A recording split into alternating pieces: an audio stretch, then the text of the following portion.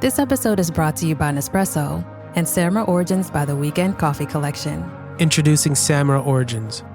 My collaboration with Nespresso is a connection to my roots, to my mother, Samra. Coffee that hits the right notes.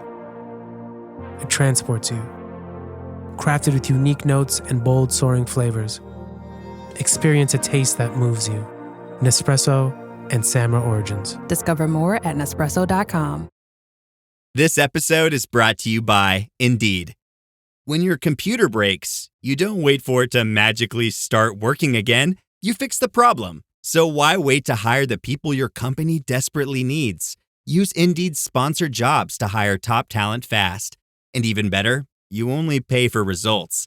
There's no need to wait. Speed up your hiring with a $75 sponsored job credit at Indeed.com/podcast. Terms and conditions apply. This episode is brought to you by Nature's Bounty. Nature's Bounty believes your body is brilliant, naturally designed to thrive, inside and out. For those always looking for new ways to support your health from head to heels, Nature's Bounty has a range of over 400 vitamins and supplements born from 50 years of trust and care. Nature's Bounty. It's in your nature. Visit naturesbounty.com to learn more.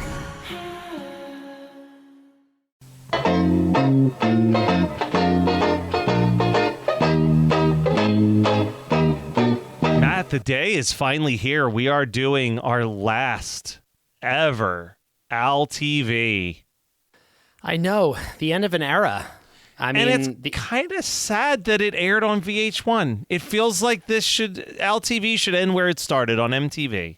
But MTV is kind of gone in 2007, right? I mean, maybe they could have done it on MTV2, which I think existed at this point, but like, I think it's less about Al and more just a indication of how much things have changed in this landscape. I mean, we're going to talk about all of it. I was delighted that this is the one and only Al TV where Weird Al gets to promote his MySpace page. Yeah.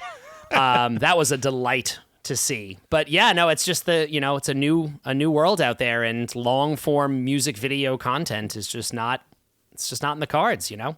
Well, and to celebrate this momentous occasion, we have one of the quickest turnarounds of first-time guest back a second time.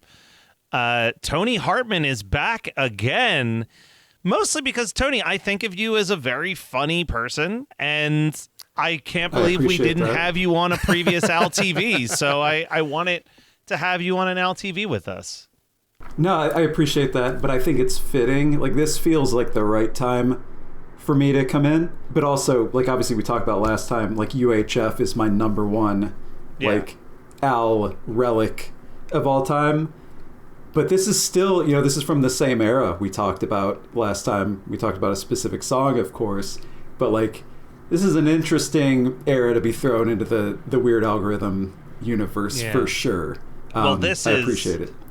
I hate to say it like this, and I'm curious if you feel the same way, Matt, but this is truly ALTV kind of limping to the finish on this one. We get 2 interviews and a couple, like, 2-minute clips, and then it is just music video. It's all the music videos we've already talked about on our coverage of Straight Outta Lynwood. Yeah, I mean, the last, I can't remember if it was the very last ALTV we did or the one before that, where we talked again about, like, I remember early on, I think MTV gave Al like a 3-hour block. 4 or something, hours. Something like that, like an incredibly long time. And the fun thing about that was that was Al curating videos, not just his own videos, but it was like, oh, Al is playing REM songs and B-52 songs. Here's a Deep Cut Madness song. Yeah, Madness, and They Might Be Giants, and it was a great little window into his just taste, right? It was like he was running the show. I mean, it was literally what he's talking about doing here, only they gave him way more time and room to make stuff.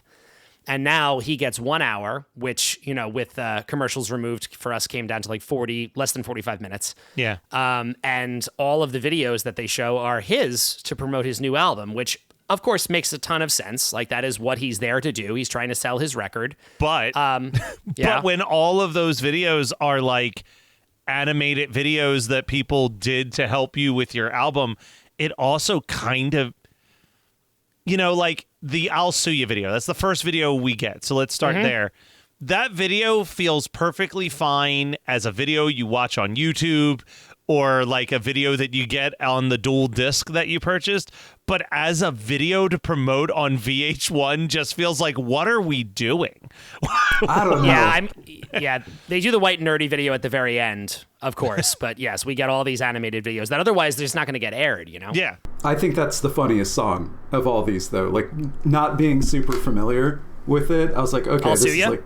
Yeah. Oh, man. Tony's going against my opinion. I hated Matt this Kelly song. did not like I'll Sue You very much. It seems so out of nowhere. Like, without knowing, like, maybe there's, like... Obviously, he was no stranger, I'm sure, to being on the receiving end of some threats leading up to this time, which is probably a big part of it. But it just seems... It's such a, like where is this coming from kind of thing. And it's just like, maybe it was like a little after, like I remember as a kid hearing people talk about like suing all the time, like it was the most ridiculous thing in the world. But it seems like it was enough after that to, like, that felt like a very 90s thing to be that like petty about lawsuits to make a song and video of it. I might be coming around to Matt Kelly's opinion on the song that is actually maybe very stupid and pointless, but first off, I love this as a format. I feel like this was the last one, without like going too deep on research around it. Was this the last episode because it's essentially like, was this release week for Straight Outta Lynwood? So yeah, he would only do these for the album releases. And he makes a joke about that. Honestly, we'll jump to the end for a quick second. At the start of this, he makes a joke about like, hey, you remember the old pirate radio system that I had? Like, look at how small it is now. Yeah. Like, kind of making a joke about how computers getting smaller. But at the end, it's smoking in his hand, and he goes, "Oh, my pirate radio satellite's overheating." And I wrote the exact quote. "Well, I guess we'll stop now, but I'll be back to do this in several years from now," which I think it was just like he knew that it was taking him longer and longer to put these albums out. It was obvious that to me, he seems less happy doing LTV in these last like 2 or 3 that we've watched than when we watched the 80s and early 90s ones, where it just seemed like there was nobody telling him he couldn't do something. Yeah. This definitely feels like he's kind of answering to a lot of people. So I'm sure it also became less fun.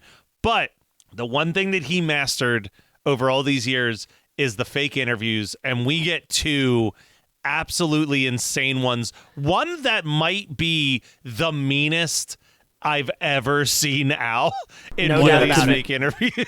No doubt about it. Yeah. And actually, before we do the interview, I just want to say I do not totally agree with the idea that he seems like checked out or not as involved. I don't think checked out. I just think that the fun is definitely wearing a little bit for him. I just think it's more of a, to me, when I watch this, I said this about the last one, because this similar point came up, where I don't feel like it has anything to do with Al, and it has everything to do with just the changing landscape. Yeah. Like, this is just a weird time where MTV has really lost its impact.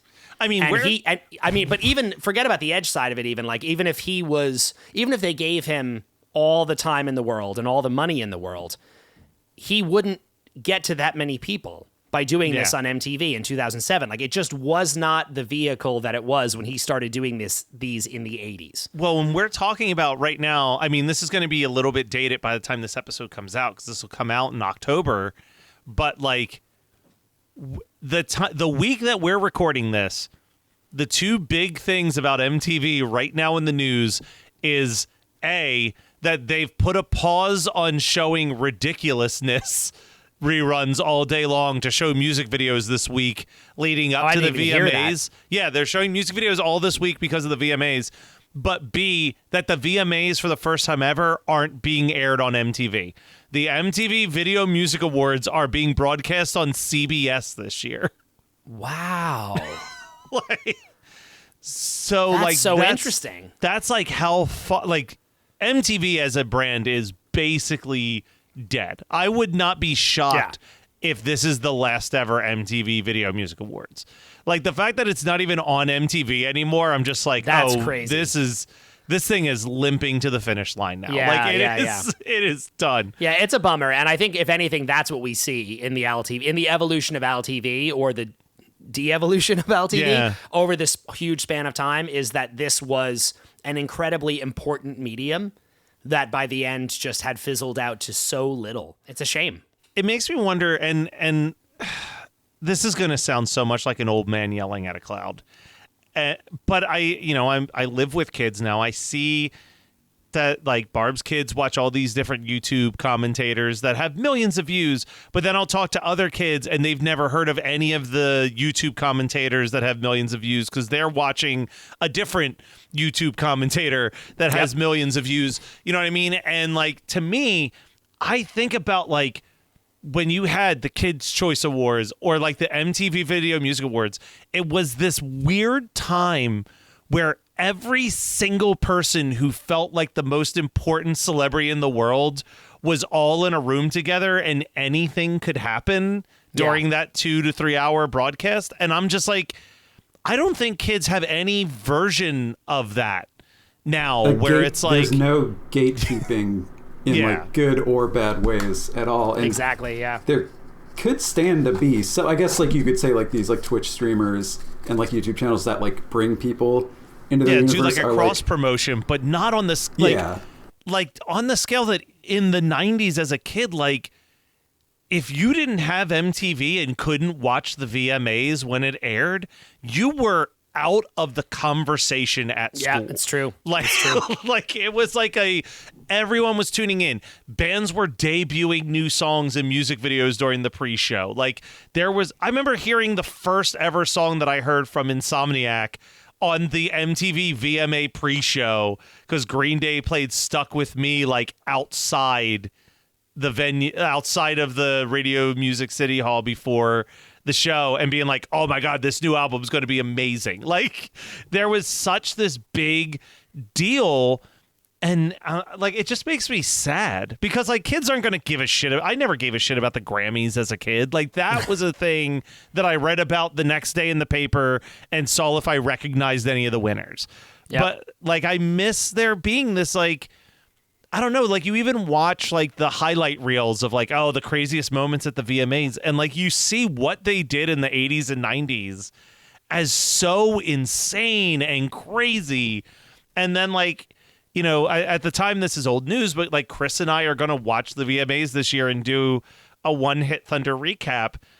And I'm sure that we're just going to be like, yep, someone came up and they did a song. And then like another, like there were like huge pop culture moments that I mean, arguably one of the most infamous Kanye West moments happened at the VMAs.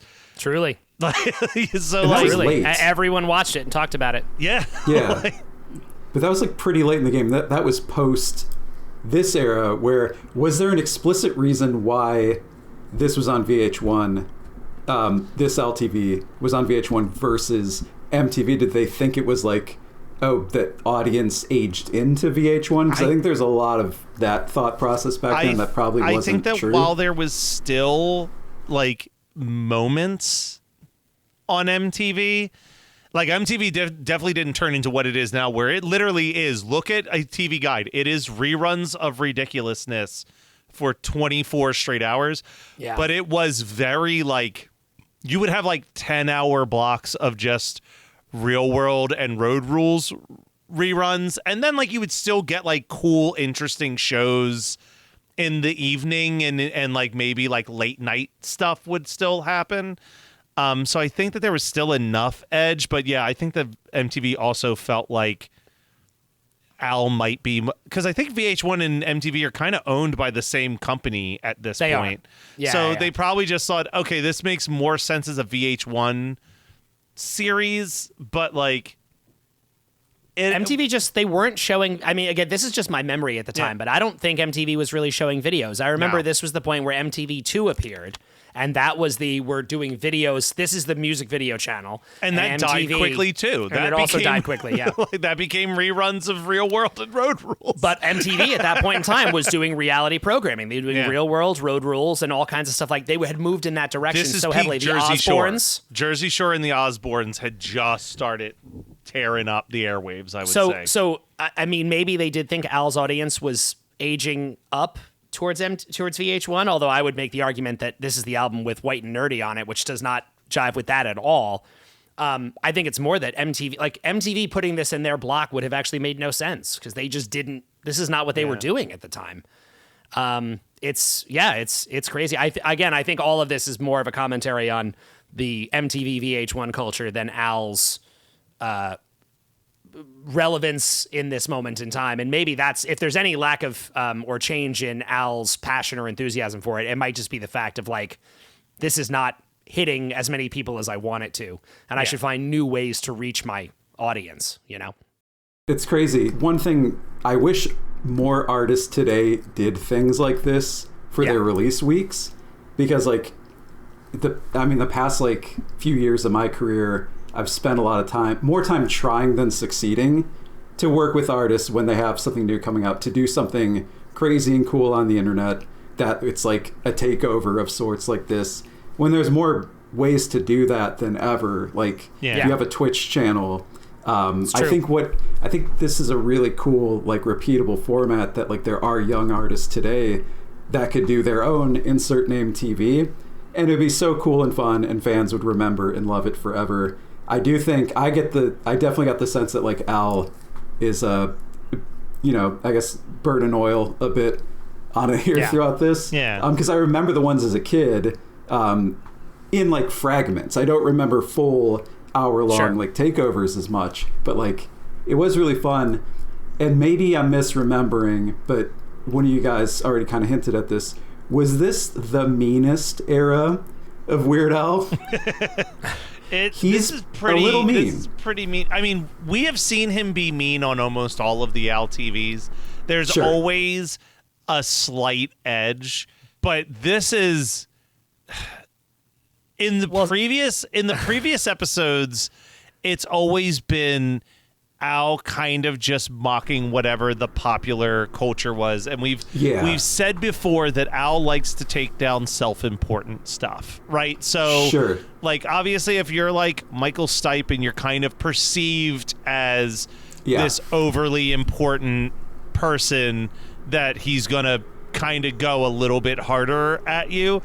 This is like the K-Fed, we're hinting the K-Fed interview, which we will get to, but this seems like he is beating a horse that has already been dead for quite a while, in just such a mean way. Like specifically, like he was going against the grain in the past with that, where it's just like, oh, everybody thinks this person is so great, I'm here to like take the piss out of that a bit. But at this point, he's playing into the very tail end somewhat of like peak society being really mean to famous women. Like from like 2000 to 2006, I feel like that was like such a... And the Jessica Simpson interview is deeply uncomfortable for quite a few reasons, but that's specifically where it's just like, okay, dude, you're just doing the thing that everyone did in a way that doesn't feel as fun as most like Weird Al poking. I did not like the Jessica Simpson one as much as I laughed a lot at the K-Fed one. As mean as it was, I laughed a lot. The Jessica Simpson one has some good bits though. Matt, there's a couple of good bits, and I would also note on Al's tour right now, he's playing a clip of this. Two of them. He has two clips from the Jessica Simpson interview that he is running every night while he and the band are doing costume changes. The bit, and they are on the more gentle side, but just the bit of Al being blinded by her lip gloss. Like as if it's a mirror reflecting in his face. That is in there. And then the other just classic ultimate Weird Al interview thing where he's like, I heard you just got a new puppy dog. Are you excited? Do you have any plans for your new puppy dog? And it just cuts to her going, I am shooting it in April. Oh, yeah. And that crushed at the live show, Those are the two funniest. I'm glad he's not trying to like appeal to the manosphere and getting into like... Because my second point was this entire album and this interview playing to this, but like, was this Al's most pervy period? Because I feel like this was an exceptionally pervy Al TV. Well, so the Jessica Simpson thing is pervy in a shocking. It's very surprising how far he goes with it, because he likes to hint at it every once in a while, and he loves to drop a little innuendo, because I think he just knows that that's not what people expect from him.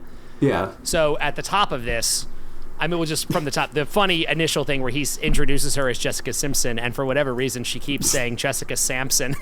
That was I don't sorry, know why. I'm Wired Al Yankovic. Yeah. But she just keeps going, Jessica Sampson, it's Jessica Sampson. And he's like, all right. And then he asks, so you want to talk about your role in the movie Employee of the Month? Excellent dated reference. Yeah. I don't want to talk about that. And she just kept saying, I don't want to talk about that. And then Al says, okay, fine. Well, would you like to discuss the intimate details of your sex life? And then she goes, yeah. And again, boy, talk about Joke. unfortunate. I was going to say a joke that is aged like Incredibly like milk. unfortunate. Because already that's risque for Al, right? Right away for him to even make that reference. But then to be like, what's your favorite sex position? And she says, P. Diddy style. And then he says, what I've never heard of that. What is that? And then he goes and then she says, it's back to back. And he's like, how does that even work? And he's like, never mind. He's like, but then I guess she does. My favorite thing about these interviews is when you can kind of tell what the original context of their answer is. Yes. And she does say, we couldn't be more pleased with our position. And we couldn't be more pleased with our position. That's funny. That was, I mean, considering how I was cringing for a moment there, and then that as a final line, I was like, well, that's a funny way to end it at least. Like, there are those moments where, like, another one that I had to, like, he keeps making the same pee joke over and over again, where she says, like, I just want another one. And he's like, all right. Another number one. And I got another number one in me. Enough. Urine jokes. That was harmless enough. Yeah, urination jokes. Yeah. But there's a point where he screams at her, and then it just cuts to Jessica Simpson gasping. And it's like, I wish I could know what happened in the original interview for him to get this, like, one shot of her just going like, because it's those micro moments that are really, really funny. But yeah, then it's like we get to the cheese bit, which is like so uncomfortable. Yes. Well, also the setup to the cheese bit is my favorite single joke in the entire thing. One of the better opportunities he had to use something from the original interview, where he says that we should make a movie together. Yeah. And she's like, I don't want to make a movie with you. And he's like, oh, come on, it's a perfect fit. I mean, what am I good at? And it cuts to her and she goes, singing funny. And he goes, exactly. And what are you good at? And she goes, acting stupid. And he's like, exactly, it would be a great fit. And then she says no again. And then he was like, well, what about this? What if I tied you naked to a chair and covered you in cheese? And then she starts getting she's like, oh yeah, I could do that.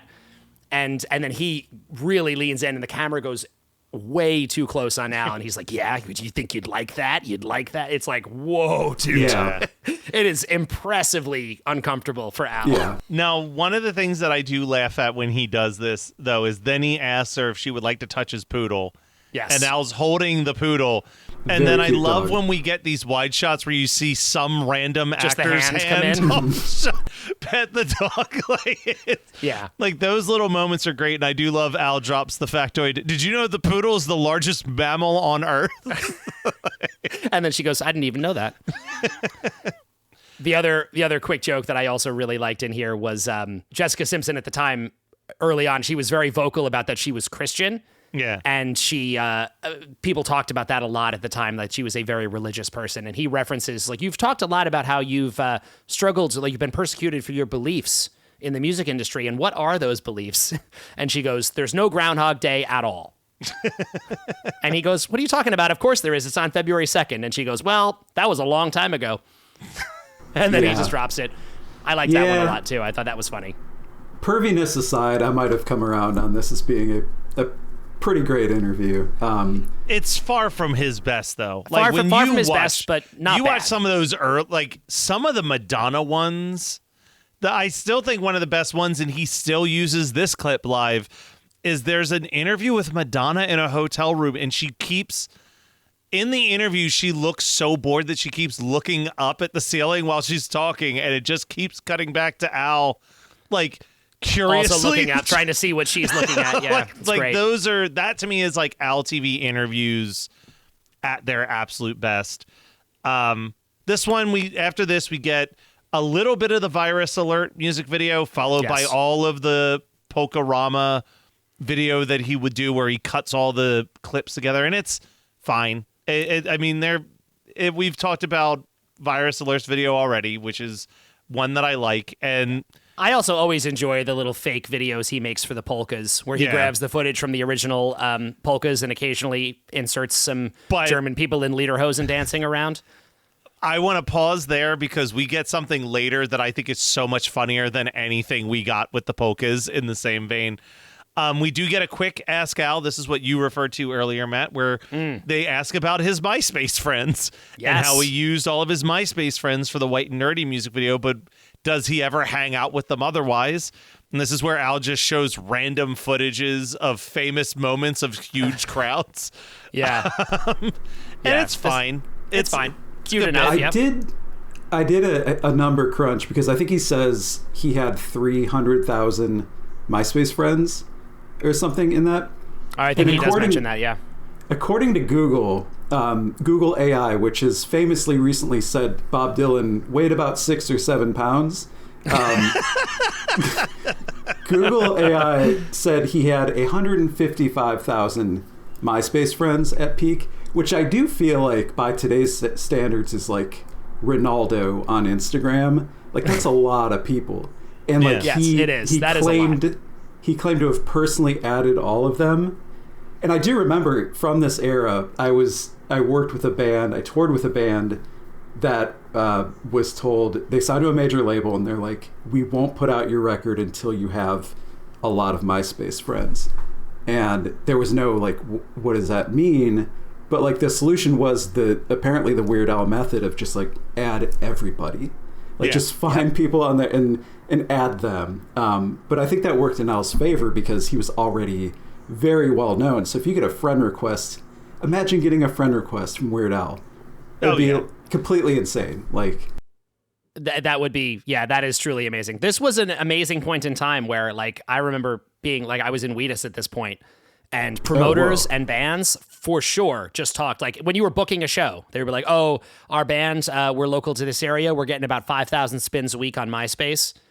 Like people just talked about how many people were listening to their music on MySpace. Like that was the metric of how hot you were. Friends and spins. You and I have talked about this though. I genuinely, and I truly mean this, I genuinely think that there has not been another thing that bridged the gap between music and fan base the way that MySpace did. MySpace 100%. Was the absolute best. As someone who was booking local shows at that time, the amount of bands that I became friends with just by like, you could just go on MySpace, put in your zip code and type in a genre and it would just spit fire every band within whatever radius.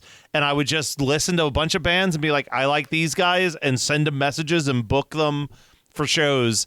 And like, and people came, you know, like you would just create a flyer, throw it on the MySpace bulletin board, and people would just find it and show up. Like LTV, this should have actually happened on MySpace. Oh my God, if this was live on MySpace, it would have been huge. It would have been huge. All right, listen up, nacho chips. Quiet down, crispy potatoes. This is the moment Velveeta's been preparing you for, and you're not about to crack under pressure. Today's the day to go all in on the drip. Velveeta's Heat and Eat Queso is the MVP of any game day spread, so stick by them, and you'll be golden. Now get out there and make delicious history. No tailgate party is complete without Velveeta. Hey, this is Bill Simmons from the Bill Simmons Podcast, here to help you make the most of your summer with Michelob Ultra, a superior light beer worth playing for.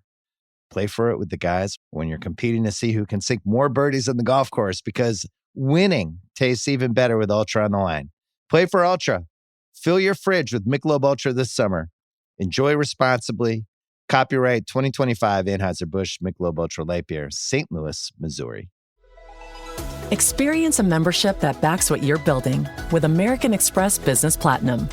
Enjoy complimentary access to the American Express Global Lounge Collection and a welcome offer of 200,000 points after you spend $20,000 on purchases on the card within your first 3 months of membership. American Express Business Platinum. There's nothing like it. Terms apply.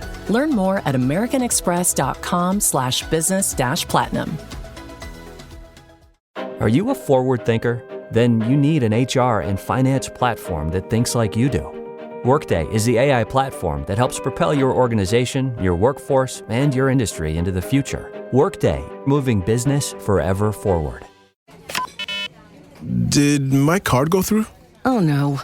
Your small business depends on its internet. So switch to Verizon Business. And you could get LTE business internet starting at $39 a month when paired with select business mobile plans. That's unlimited data for unlimited business. There we go. Get the internet you need at the price you want. Verizon Business. Starting price for LTE business internet, 25 megabits per second unlimited data plan with select Verizon Business smartphone plan savings. Terms apply. Hey, Nicole. Do you have any favorite memories of the first season of Nevermind the Music? I do. I love the time that we realized that I have perfect pitch. You mean when we realized you don't have perfect pitch? I don't know, dude. I'd love to see you prove me wrong. I've got a piano right there. This is the second season of Nevermind the Music, where one psychologist finds out she's really good at music. And one songwriter finds out he's really good at cognitive biases. This season, we talk music and the mind, one iconic song at a time. From the key changes in Metallica to the neurotransmitters in Mariah. And can we finally talk about Taylor? They're just going to have to listen to Nevermind the Music. Wherever you get your podcasts. Well, then we go to another commercial break. We come back with a portion of Don't Download This Song, which is an unbelievable music video. God, that video is incredible. You know, so I thought good. I wrote it down as we were watching it again because we did talk about that in that episode, but that is a true work of art, that video, man. It's really impressive. It's not funny by all. It's not funny at all. But it is amazing. And then Weasel Stomping Day, which we talked about already with Tony, but it's still a great music video. Which is preceded by a great Al goes on a rant about political correctness that is obviously satirical, but like someone asks him, like, how do you feel about people making you say happy holidays instead of, properly giving credit? He's like, yeah, you know what? You're right. I'm sick of the PC nonsense nowadays. And so we're going to properly celebrate Weasel Stomping Day together. And then he gets to play his Weasel Stomping Day video. It's great.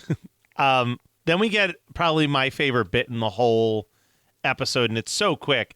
But Al's on the rooftop, and he goes, as a celebrity, I always try to do my best to help people. So that's why every morning I come to the highest rooftop in L.A. and hand out fruits and vegetables to the people on the street.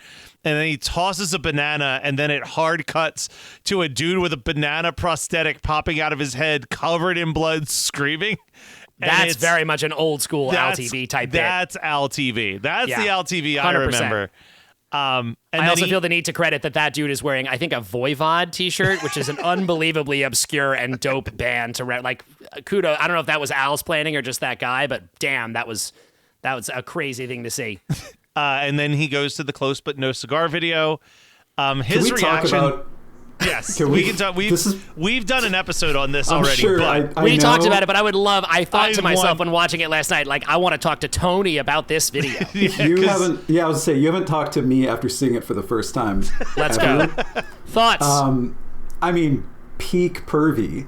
Yeah, this is like where I was like, whoa, like Al is truly not messing around with perviness in this era, and I think maybe I'm not familiar with who directed or produced. Tony, we got some bad news for you. He does say the name of the person. It's John Kay who did Ren and Stimpy. Oh, okay. Say no more, fam. Yeah, but understand in why back then that'd be like, oh, that's cool, like and funny. Nowadays it's like, oh, okay, yeah, everything about it is so gross. But he even kind of makes a joke about that. Well, first of all, I love that after this very perverted, weird video, it cuts back to Al, and he goes, an anthropomorphic cat using a urinal? Yeah. That's crazy. Yeah, that's the thing he takes away from it. Yeah. But then he mentions, this was made by my friend John Kay, who did Ren and Stimpy. And if you like that kind of stuff, then you're a sick person. Boy, I think he was, and you should be ashamed. You should be ashamed. But the song itself didn't feel like a Weird Al song that much to me.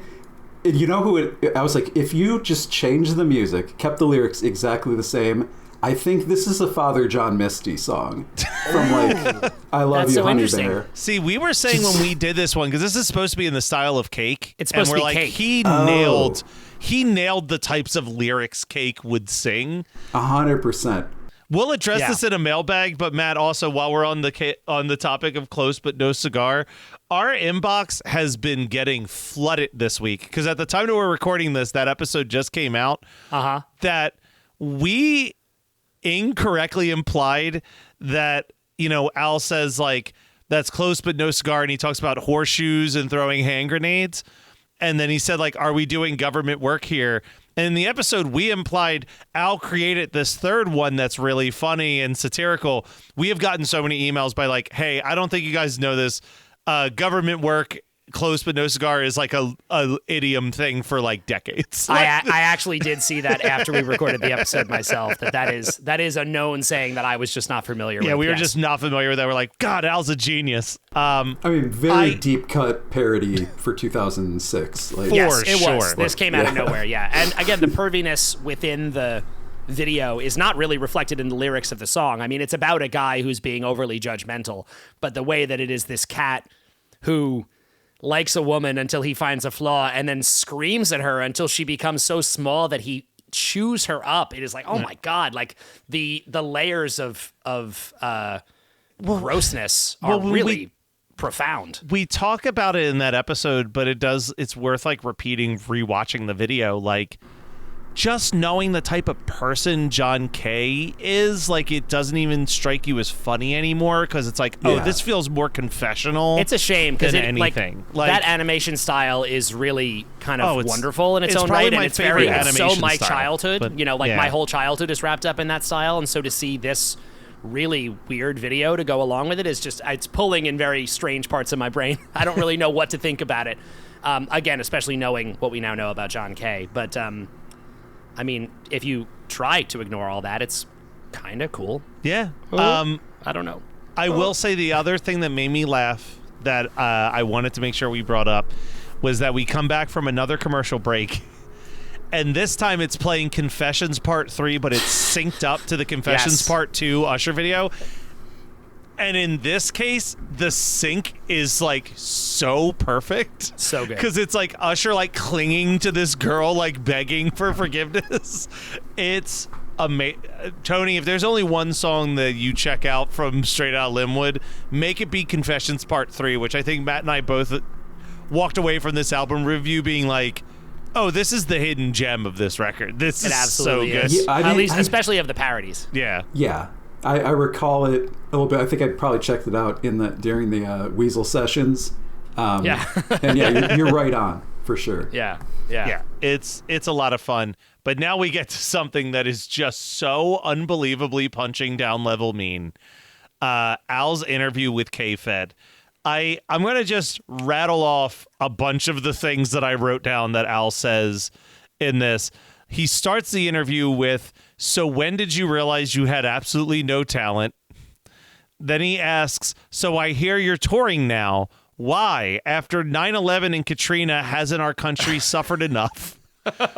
Then K-Fed shows off the F that he's tattooed on his arm, and he goes, oh, that's really cool. What does it stand for? Failure? Then Al just starts reading negative reviews, and like the clip of K-Fed, he's like, you see, like, that seems like a good review for me. And he goes, oh, so then you're just a complete moron. And then we get, this is where it becomes so mean and personal, is he says, how does it feel to have a house full of wife beaters and no wife? And who do you plan to impregnate and leech off of next? Yeah, it's not even like clever. Like, it's just so. No, it's just mean.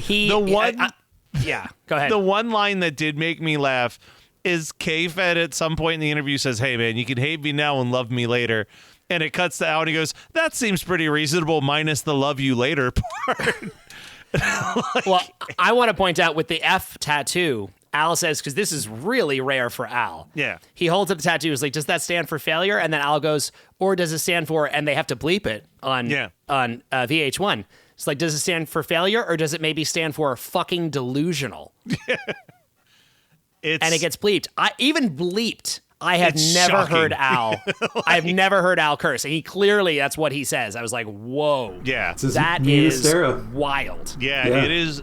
Well, and then he even goes to the point where he goes, well, you could have a career in gay porn. Like, he just is talking about stuff that's insane for Al to talk about. I do love that it immediately cuts to K-Fed going, well, if the right part shows up. The right part shows up.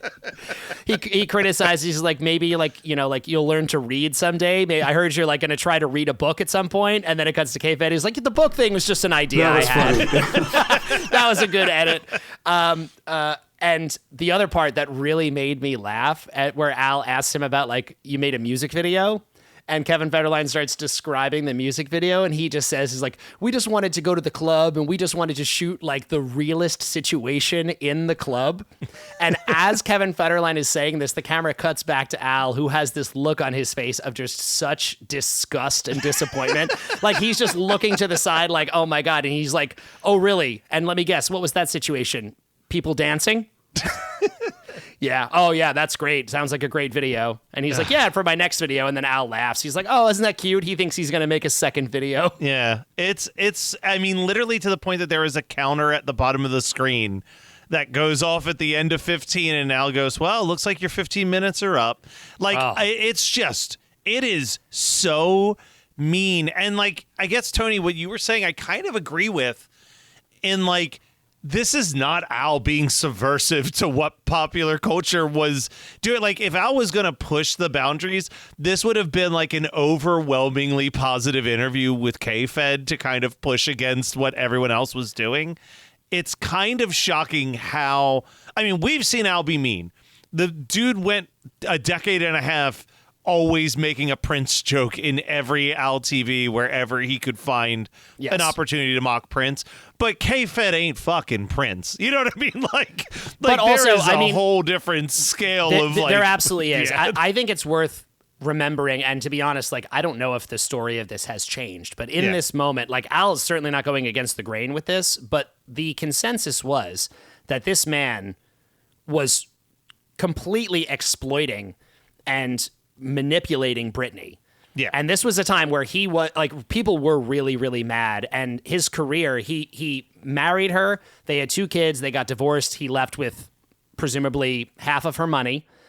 And then tried to leverage that into a music career that it just seemed so slimy and gross, and that he was taking advantage of her. As we now maybe know, depending on how much people followed this thing, Britney later on would have a meltdown. Kevin Federline would wind up taking sole custody of their children because she was so unable to take care of them herself.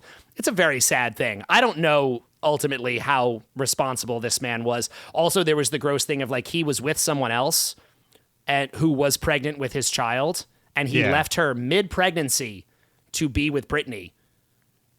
Yeah. Before that kid was even born. So the whole thing was just, it was the PR for him was really, really bad. And it seems to me like Al really meant this. This is not a joke. He was mad at this person. I don't know if it just comes from a defense of Britney Spears or just this idea that this man is an actual abuser and,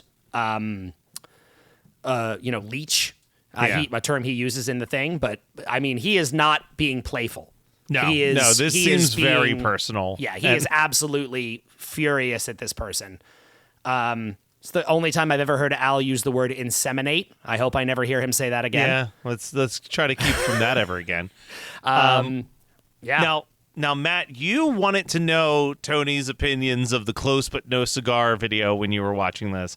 I wanted to know Tony's thoughts on the Jib Jab Presents Do I Creep You Out music video. Again, a video that should never have been aired ever on VH1 under any circumstances. Oh, yeah. Whole video. But as soon as I saw that Jib Jab watermark, I was like, yes, we're in. I have not thought about Jib Jab in way too long, and I'm ready for this ride. Can we bring it back? Can we let's all make an agreement that we will send our families Jib Jab holiday cards this year and try to just bring it back. Oh, yeah. Sounds good to me. It's one of those things that where I feel like in the past 10 years, there's been a few instances where like something popped up that suggested to me that Jib Jab is still out there in some shape or form. So I think they're always in the shadows, ready, waiting for the big comeback. Great work for society. They're ready when we are. And then the last thing I wrote down is towards the very end, Al says it's the part of the show where we all stare directly into the sun until we all go blind. And little did he know that a couple years later, our own president would do just that. To me, that was more just Truly, like a metaphor visionary. for where society was going.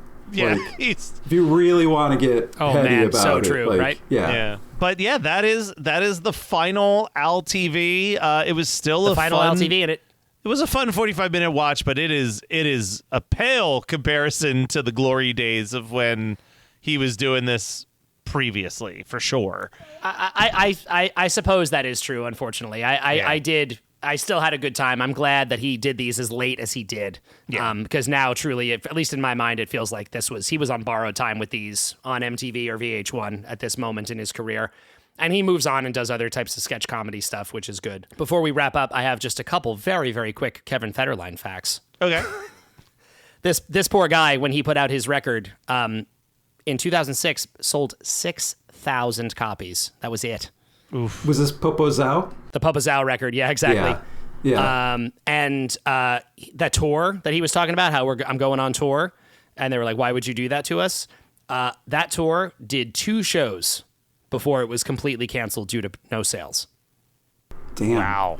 He played it sounds Webster like Hall. he deserved that, but yeah. He played Webster Hall, and then he played the House of Blues in Chicago, and apparently the House of Blues gave away most of the tickets just to get people in the room, and at that point they just bailed on everything after that. And that's it. Jesus. I just, Kevin right. Federline, just in case there was any confusion, like this was a tough time to be Kevin Federline. The Popo Zao behind the scenes, I'm sure you guys have seen this. It's like one of the most iconic YouTubes of the 2000s. Yeah. It was so iconic in my household that my brother and I got our youngest brother the big orange t-shirt that K-Fed wears specifically. And he opened it and was just like, the big Popo Zao big orange t-shirt. So amazing. That could be a good Halloween costume suggestion for people looking this time of year. Throw on a huge orange shirt. Someone's going to know. Popo Zao. Popo Zao guy. You're going to... That's a real challenge. Walk around and see how many people are going to remember that. Wow. Wow, this is kind of crazy, but Popo Zao, which was the only single for K-Fed's album, is not on the album. Whoa. So he released the single for a song that's not on the CD. It came out as a separate strategy. single. Apparently, he chose to not put it on the CD because it was co-written by Britney. Oh. And he didn't want a connection to her after. He was like, "Oh no, we're done," and he didn't want it included. He doesn't want her getting all those sweet sales of I know, playing right? with fire. Yes, it was very good that he didn't. She could have gotten some pennies for the 6,000 copies that were sold of that. Well, Tony, thanks again for joining us, obviously. And always. If people want to know more about what you're up to, you do some amazing animations. Where can people go and watch some of your animations? Well, by this time, the project you guys both voiced, at the time of recording, I'm like 70% through editing this thing. It's a beast. Wow. But it'll be on the Minor Treats YouTube channel. It's a pretty funny Boy Scout story, mixed media animation. That'll be out. You can go to, if any musicians or managers or creatives of any type want to make their own LTV someday. I do this stuff with a lot of really cool collaborators. You can hit me up, 527projects.com, and let's make your own LTV. We got to bring this format back. It's never been a better time to do it. I agree. I think that love if it. we let's do it now that this is If we take all of our famous friends and our creative friends, I think we can pull together enough money to buy MTV and save MTV. I think because that's I'm fair. in. I don't know what we would do, but I know that it would be better than 24 straight hours of ridiculousness. Like, whatever we put together would be a better solution.